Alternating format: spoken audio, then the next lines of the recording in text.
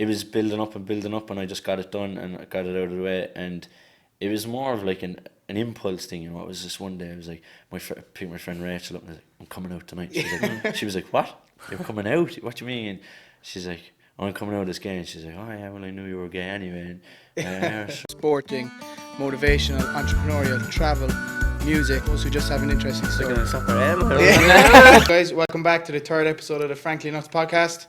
Yeah, absolutely. I'll say that every time, I suppose. Yeah, absolutely. We're joined here today by Nathan Adams. I suppose Nathan Adams is a serial entrepreneur. This man, like, what are you, 21, 22 years of age? 22 years of age. You're a model. You own your own modelling agency. You also own a promotions agency, is it? A promotions company, so we would run events, team discos or readings, festivals. Very good. You're also a talent manager, I think. You're manager of Welshy as well. Yeah, Welshy is a young Irish producer. Yeah, and you're previous Mr.Cork. So you've plenty of things ticked off now at this stage. Like, so yeah. For a man of that age, like you've achieved a lot so far. Definitely. I think we're going to start off a bit of banter, just off the cuff. We're going to do a rapid fire. We're just going to fire a few questions at you, quick as you can. So, favourite TV show? Sweet. Oh, favourite TV show? Yeah. I'm not really a big watcher of TV, but I'd say Orange is the New Black. Orange is the New Black. Interesting. Favourite artist? Music artist? Yeah. At the moment, probably Drake. Drake, nice one. Oh wait, I mean Welshy. Are you a morning person or a night owl? Night out. You'd have to be really a Welshy and all the promotions. You couldn't say morning person. Couple of late nights in Santa Pons. Cats or dogs? Dogs. Oh yeah, cats. 100%. Same. What would you describe your perfect Saturday night? Well, people think I'm like a guy that loves going out and clubbing and all that, but like my perfect Saturday night would be chilled in with my other half, watching a movie, nice food. Just cringe. Yeah. Same as anyone else, I suppose. What's your favourite sport? I think I know the answer. Hurling. Yeah, 100%. Jesus, hurling. What would be your biggest pet peeve? What really annoys you, like? Negativity. Decent. Tea or coffee? Tea. I mean coffee. I'd definitely be a coffee Coffee's man. underrated, Yeah, coffee. Frank and honest. Instagram or Twitter? Instagram, Twitter's dead. Yeah, we find that as well, actually. Yeah. Boomerang. The last song that was stuck in your head? Last song, Congratulations by Post Malone, is it? Congratulations by Post Malone. Post Malone. I've heard a bit about him, but I actually never listened to him. Yeah, Post never Malone. heard of that He's song. a rapper or something. Yeah, and the last one, tell us a fact that we don't know about you. Something interesting. I'm actually surprisingly a really good drawer. Artist like? Yeah. Very good. Jeez. That's Very a lie. good. That Rapid is the fire. biggest lie I've ever told in my life. Rapid fire is over. Perfect, yeah. So we've talked about all you've achieved today now at this stage, like many things, as we said, but I want to rewind back now to, I suppose, the beginning. I think you were born in Belfast, am I correct in saying that? You're correct. I was born in Belfast, moved to Cork City when I was 10 years of age. I think we have a lot of family down here on my stepfather's side, so we used to come down, trips down in the summertime, and I remember me and my brother were just like, we love Cork City, we'd love to live there, and the mother just bit the bullet one day and brought us here. It's the best thing that ever happened. Your journey started in secondary school, really, didn't it? Around 4th, 5th year? I think around 5th year, so I dealt with bullying in school. I would have dropped out. I changed schools in 4th year, heading into 5th year. I moved to Closter Crease 3, and I think it was in 5th year I actually dropped out of school. It just wasn't for me. You just had enough of it, like you just don't. Yeah. See, I dealt with, as I said, I dealt with bullying in school in 4th year. Had said, right, that's it to my mother, I'm not going back to school. And the mother was mad that I had to get my leaving cert, So the mother, she got me into Crease 3, so we changed schools very last minute, and they took me in, and they were great, they were very good to me. But I think when I changed schools, I went from a kid that was bullied into a new school, and I knew everybody, you know, when you're the new kid into the school, everyone wants to know why did he change school. And I thought straight away, I need to be this big tough guy to make sure that doesn't happen again. And I was a person that I wasn't. I actually think I turned into the bully. Tried to fit in with people that I wasn't. And it was maybe 5-6 months down the line, I kept getting suspended from school, and you know, the mother was going crazy, and she didn't like it at all. And I actually turned around to her and I said, I cried to her one day and I said, I'm going to be straight honest with you. I'm not the person that I am inside that school. I'm trying to be somebody I'm not. It's not for me. I can't. I don't know how I'm going to get my leaving cert, but I can't do it. I can't sit in that school and pretend to be someone I'm not. And it was from there, the mother had brought me in. We met with the principal. I think it was Mr. Carey at the time. Was it? So he was really good. He actually gave me my options. Options that would have been scary for a lot of people. One being youth reach, and youth reach has this bad persona, and everyone is like, oh geez, you got to youth reach, or a scumbag, or a bad kid. Kind of yeah. And to be honest, youth reach is where I found myself as a person, and I became the person I am today thanks to youth reach. I got into college through youth reach. I got to do the course in college I wanted to do, and I got on my own 2 feet, and I made friends, and I was welcome, and I was able to be the person that I am inside there, which was great. And I suppose, like, even in that video as well, you spoke about hurling, and like what I really took away from the video is like the passion that you spoke about hurling with. Like, it was clear that it really was, a sport that you really love. And like, coming from Belfast, was there much hurling when you were up in Belfast originally, or was it just kind of when you came out to Cork that you really found a love for hurling? Literally, it was. My brother and I used to come down to Cork every summer to see our family, and all our family played for Blackrock. It's like a religious thing in our family that you played hurling for Blackrock when you were younger. So I can remember my aunt Maya brought us down for a training session one Saturday morning. We were only there for 3 weeks or something, but she brought us down every Saturday, and we loved it. We fell in love with the sport, but we didn't have those options back home. Hurling wouldn't have been a big thing. Be more soccer or Gaelic football, which didn't interest either of us. So hurling, when we got the taste of it from Cork, we were mad for it. And then when we finally got to move to Cork, hurling became a thing daily for us. You'd never see us with a hurley in our hand. And hurling is an amazing sport, great for making connections, friends, etc. Absolutely, I couldn't agree with you more there. And did you find that was a bit of a release as well through your tough times, then through your teens, like that you could go out and puck the ball off the wall, and you could forget, I suppose, about everything else that was going on, and you had the ball on the wall, I suppose, and a bit of freedom.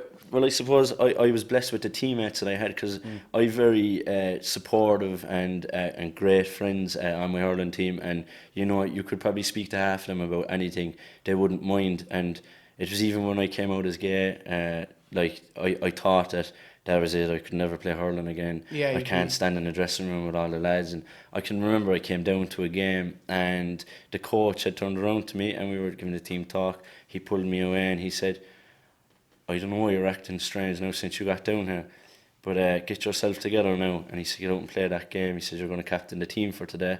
And it was a nice thing, I captained the game. We actually won the game as well. It was only a league game, but it was nice to have that recognition from your trainer and respect. Yeah, and you just touched on it there, like you came out in 2015, was it? 2015, actually the night before April Fool's Day. And I would have been known as a bit of a joker, so nobody believed it. And it was when I put it up, it was like, at the time, it was about 1 million comments, and everyone was saying, oh, April Fool's, April Fool's, April Fool's. And I said, it's not April Fool's.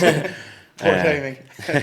So you touched on there earlier that when you came out, that you put it up on Facebook and whatever. But did you feel it was something that you had to do? Because we were only discussing before you came there that it's not something that you should just be able to like who you like. It's like you shouldn't have to say, I'm out, I'm gay. It's just, you should just be able to do what you want to do. Yeah. Oh no, I totally agree with that. And I do believe that one day you won't need to come out. Hopefully, I hope. But I felt I needed to do it for the reason being that so many people thought that I was this lad that loved girls, sport and this, that and the other, but I wanted to be clean with everybody. It was something that was building up inside me for a long time. I knew I was gay since I was 14, and it was something that I was bottling up inside me, and I definitely would have had a lot of issues from bottling it up, even with anger issues, this, that and the other. And it was when I did come out, it was a huge weight off my shoulders, and I actually felt more relaxed as a person, and the support that I got for it was overwhelming. I can remember the second the post went up, obviously Xing out all the April Fool's comments, like family, friends, that were commenting that I wouldn't expected. I can remember I left the lads now. I left the group chat, once I put it out, I was like, whoa, I can't deal with these lads now. So my buddies, a bit of banter, you'd be having a crack with each other. Yeah. And I said, I can't stay in this group chat. I said, they're going to rip me apart inside here. And they added me back in, and they gave out to me for leaving. They're like, we don't care if you're gay. Like, if it's true, just tell us. And, you know, that was really overwhelming for me. And it took a huge weight off my shoulders, definitely. Yeah, and look, I just want to say as well, geez, your credit yourself, like in fairness. Thank you. Like you did it at, like 20 years of age? 20. And it was 2 years ago. Like I know we're progressing as a society, all the time, like, but like you did it when it was less kind of, I suppose, normalised than it is today. And even I say normalised, like, you know, you shouldn't have to say that. Like, but geez, you're a massive credit to yourself in fairness. Thank and you. I can only imagine the amount of kids and young people that you've led the way for. Like. So dealing with the bullying, and then when you came out, was that just something like that was bottled inside, and when it came out, you were just you then, like, was it? Definitely, and like I think that when, like, with the bullying now, the bullying would have made the coming out as gay a harder thing for me, because I had no friends back when I was getting bullied. I had nobody to turn to, and it was then I finally found a group of friends that liked me for who I was, and I thought that it would definitely be a lot tougher to say, right, well, if I come out openly as gay, the bullying could start again, everyone could turn on me, and, you know, I'm after overcoming a hurdle that could now become another one. And it was definitely a fear of something for me to do, but, you know what, it was building up, and I just got it done, and I got it out of the way. And it was more of like an impulse thing, you know. It was just one day, I was like, picked my friend Rachel up, and I was like, I'm coming out tonight. She was like, what? You're coming out? What do you mean? And she's like, I'm coming out as gay. And she's like, oh yeah, well, I knew you were gay anyway. And sure, look. And she was just telling me that I should calm down and think about it first. Yeah. You know, it's the right thing to do. Yeah. And but I was like, no, straight to Facebook, click of a button, And it's done. It was done, and it probably, like, it was a crazy thing that I done, but it was probably the best thing that I ever done. Because if I didn't do it that night, in that pulse, I would never have done it, I'd say, you know. With great support, really, I suppose, it sounds like, from family and friends. And one thing, even watching your video on mental health, that your mother, she seemed to play a very big part in the whole thing, and she seemed to be a great, like, I suppose, shoulder to cry on, or, you know, character there for you. Yeah. And my mother's great. She's a huge warrior, but, you know, my mother now, which she would support me or my brother day in, day out. You know, we're like her rocks, her two rocks. She wouldn't let anything happen to us, and we could open up to her about anything, and she'd be there, and she'd listen, and she'd try to advise us as best as she possibly can, or help us as best as she possibly can, which is great to have, because I know some others aren't as lucky as we are, you know, so it is a blessing to have. Brilliant. Definitely. And like you've done all this, and you've just shown like what people can do, because you've gone on to have such a successful career now. Like you started modelling. Like, how did that come about? How did you enter into modelling? It's a funny story. So I was in getting my hair cut one day by Paul Mac, and I got a message from my friend. His mother was looking, she's a charity fashion show up in the airport hotel, and they were looking for models as they were running short. And I was like, oh no, I don't want to do that. No, I definitely don't want to do modelling. And I really badly wanted to do it, but I was like, no, try to act a tough guy. And I actually got pressured into it by Jacqueline Crowley. And, you know, I went up there, and everyone else was just having a bit of banter, and they were doing it. But, like, my outfit on, and I made sure it was perfect. And, you know, I knew there were scouts in the crowd, so I had taken my walk so seriously. And it was afterwards, done the walk, and I was very disappointed. It was like a girl got spotted that I know, and an agent approached her, and I said, oh no, she's modeling's definitely not for me anyway. And my dreams were crushed. And it was the next day I got a phone call, and an agent had seen me at the event and asked me to join up. And it was literally within 2 weeks, he said, get a portfolio shot.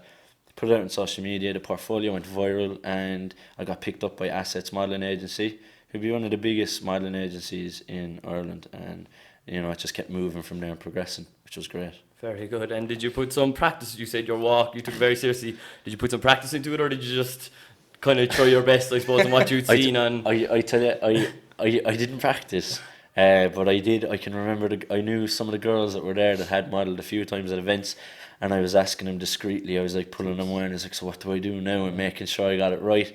And here's one of the girls, Amy was her name, actually taught me to walk, and, you know, I went out and done it, and I was coming back out and I was panicking. I said to her, "You're right, you're right." She was, "You're amazing," and I thought she was just telling me it was amazing to be nice, but obviously the next day I must have done something right because I got picked up.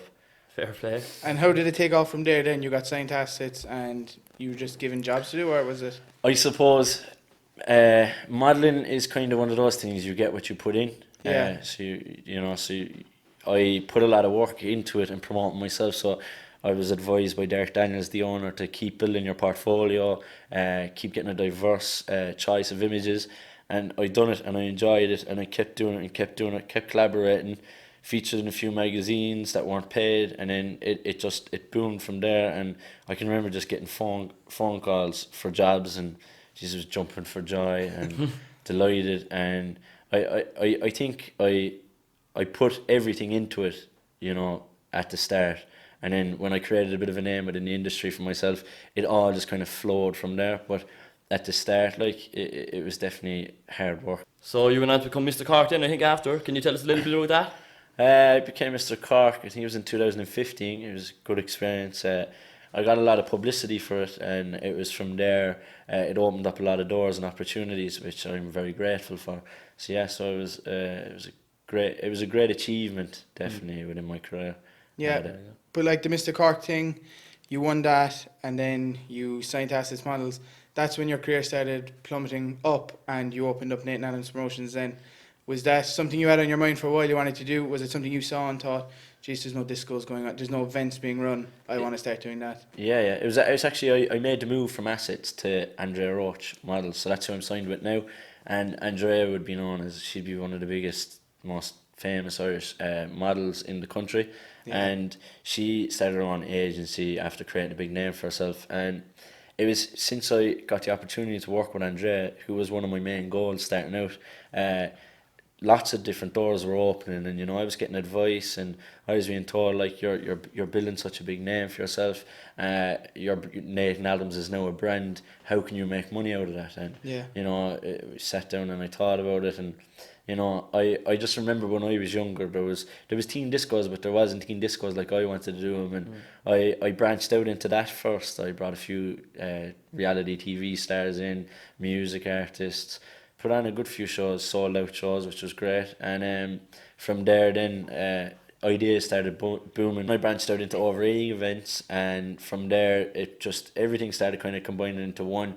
It was music artists were starting to approach me to get gigs at my events, as they were some of the biggest events in the south of Ireland. And from there then I actually met Welshy, and the managing and acting his music came from there, which was great, and now I plan on continuing on, and I think in the long run festivals is definitely one of my main goals. So there's lots still to be achieved. I haven't achieved much, as there's other people out there that have achieved much more. I look at these young 21-year-olds who are entrepreneurs and they're multi-millionaires, and that's where I want to be one day, hopefully. I wouldn't beat yourself up too hardly, like, you haven't done too bad, like, but so, well, you mentioned Welshy. You're I see, do you go over to Spain every now and again with him and your... Yeah, we just wrapped up our Spain tour, so we've been touring all year, and it's crazy. He's actually, Welshy is famous for his Black and Tans remix, so made a remix of that, and it's played in like every nightclub in the country. It's been played in Australia, Spain, everywhere. All the gigs literally just started piling in. I can remember, like, I did at the very start, I approached a few different event promoters that I knew, asked him could he do a cheap set, throw him on for a couple £100, and it was those, I told him stick with it and trust me, and he did listen to me, to be fair to him, and we went out at a cheap price starting out, and it was from there then, like, we got our name all over the place. We got into nearly most venues in Ireland, and after that the money just tripled, and the gigs are just, now we don't need to go looking for the gigs are coming looking for us, and it's great. Like, we just wrapped up Spain tour, as I said, and now there's plans for Ibiza and potentially Australia, which is big. Brilliant, yeah. The young 19-year-old from Kilkenny is not doing too bad. Jesus, yeah. And like, that's not even the end of your entrepreneurial success. You then opened up your own modelling agency called Runaway Models. Yeah. I opened up Runaway Models, I think, about a year ago.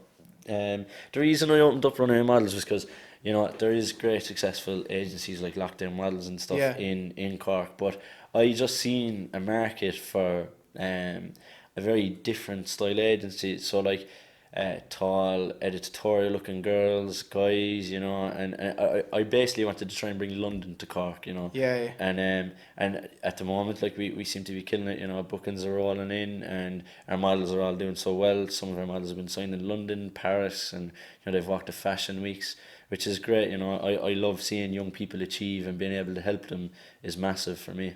And do you have any other plans in the works now? Is there anything else in that mind? Don't give away too much. Yeah. There is actually something really big that I've wanted for a long time now. Really big is actually about to be announced soon enough. I can't let you on. I thought he was going to drop Yeah. it there. I thought I was about to Frankie drop a Nuts little exclusive. teaser there. but it's something, it's big, and it's something I want to do, and it's related to me, and it'll be something really good to achieve if I can achieve it. But as I said, I might come back later on in the year, and I might give you a little talk about Yeah, that. sounds like a plan. So stay tuned to his Instagram anyway for the Hashtag gossip. stay Yeah, tuned. yeah. Definitely. You spoke about festivals there. Are you hoping in the future to kind of bring festivals to the south of Ireland, like you've done with the underage events and all that kind of stuff in the future? Festivals now is one of my main goals, getting into that whole industry, and I actually achieved one of those goals. Well, halfly achieved it a couple of months ago. I launched Houseworks Music Festival. We had acts like Tom's and Eddie, Tough Love, Naked on headline.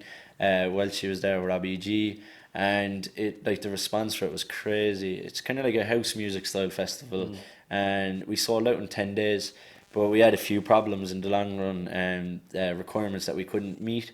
So festival is definitely on my radar, and it will definitely be done next year. So, but just this year it couldn't happen, it was heartbreaking for me to pump so much time and effort into something, and then for it to be crushed so easily over something so small.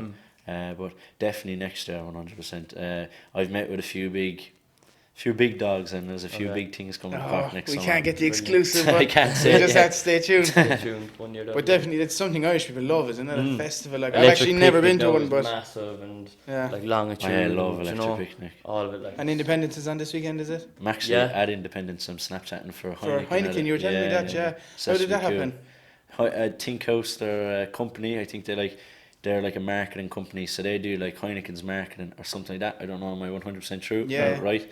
But they contacted me, and they're like, look, Independence this weekend. I think Electric Picnic, I'm doing it as well. nice. And we're just rolling ideas from there. And We just roaming around just the place, happened, just yeah. like having Should a be bit cool, yeah. Yeah, Should be cool. meeting all the acts. So yeah, we touched on sport and hurling there, and your love for hurling earlier, Nathan. And what you make of the Cork hurlers this year?